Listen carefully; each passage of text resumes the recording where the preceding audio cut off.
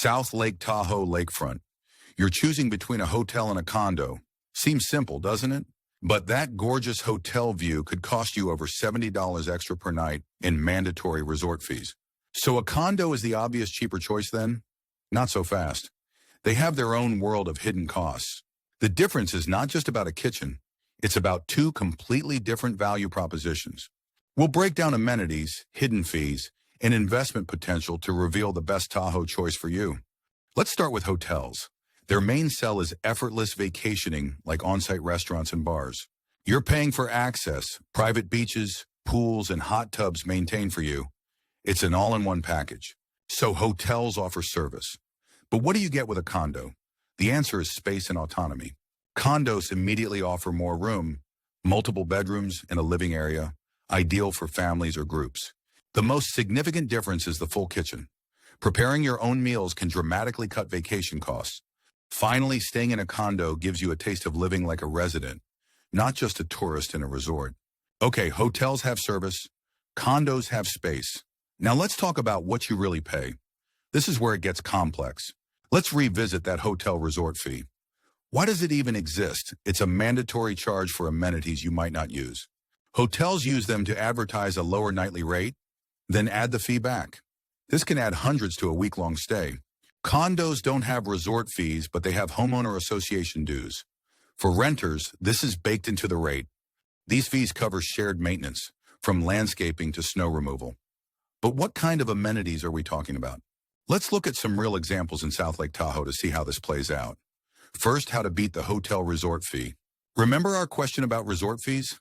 Not all hotels charge them. Some, like Tahoe Lakeshore Lodge, have no resort fees. Now for condos. At the Tahoe Keys, HOA fees grant you access to indoor and outdoor pools, tennis courts, and a private marina. So the HOA fees buy you an exclusive experience. But this brings us to the downside of HOA life, the rules. Those HOA fees come with strict regulations. This can mean restrictions on parking, pet sizes, or even balcony decorations. So far, we focused on renting. But what if you're thinking of buying? This is where the financial comparison gets deeper. If you own a condo, you're paying more than HOA fees. You're also paying South Lake Tahoe's property taxes. And a new threat is emerging: a proposed vacancy tax, penalizing owners who leave properties empty for most of the year. With all these costs, how could owning a condo ever make financial sense? The answer is rental income. A huge advantage of condos is renting it out when you're not there. This income can help offset those ownership costs. Recall those high costs like property taxes. Now consider this. The average Tahoe short-term rental is booked 201 nights a year. With a 55% median occupancy rate and a $289 average daily rate, the income is significant. The condo becomes a potential asset. So, the choice is more profound than we first thought.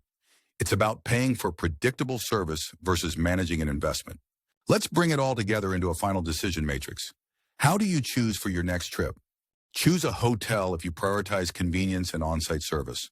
Perfect for short trips or when you don't want to cook.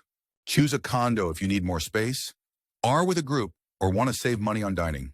Ideal for longer stays.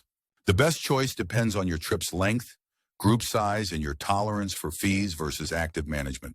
But no matter which you pick, recall the lesson from those hotel resort fees. The advertised price is rarely the final price. Before you book anything, ask one simple question. What is the total price with all mandatory fees included?